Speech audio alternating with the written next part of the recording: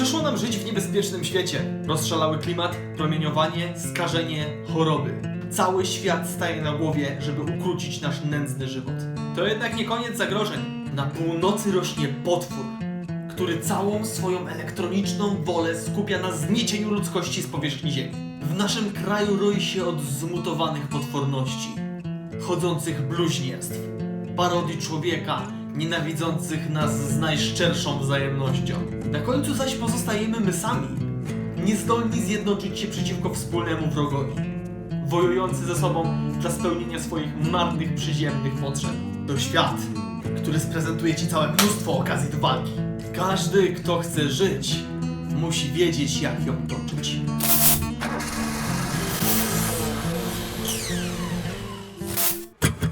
Będzie grubo. Tym filmem rozpoczynam serię, w której omówię zasady walki wedle systemu Neuroshimy. Koniec z legendami o nieogarnialnej mechanice. Jakiś czas temu zapowiedziałem, że wytłumaczę wszystko tak, że nawet wasze zwierzaki domowe będą mogły zagrać własną sesję. To było, gdy jeszcze nie wiedziałem, że w kadrze powinno być coś więcej niż tylko moja głowa. W każdym razie mam zamiar dotrzymać słowa. Oglądając kolejny film z tej serii poznasz mechanikę walki strzeleckiej Neuroshimy, czyli zasady rozdawania śmierci na odległość.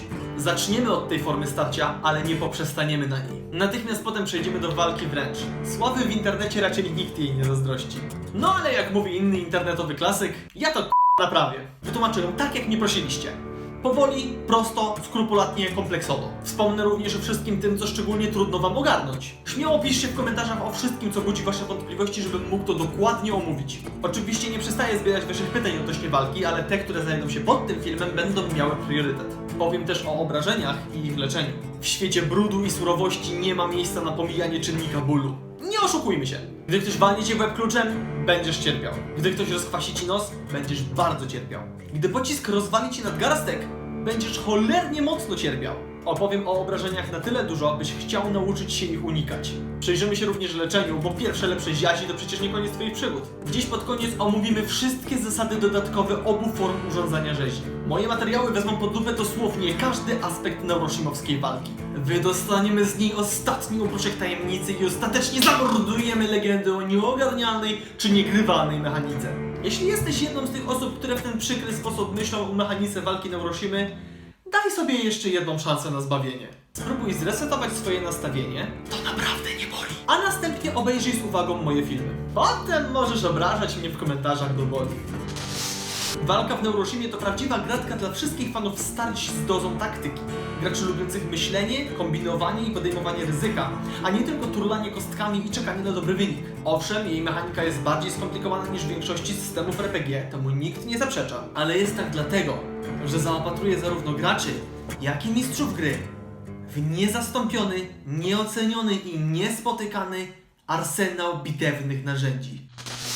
Nawet najprostsza mechanika walki może posłużyć do stworzenia epickich starć, które zapadną w pamięć graczy na długo. Do tego wystarczy mistrz gry z dobrą obrazową nawijką, który z pojedynczych rzutów potrafi wysnuwać wywołujące ciarki opisy.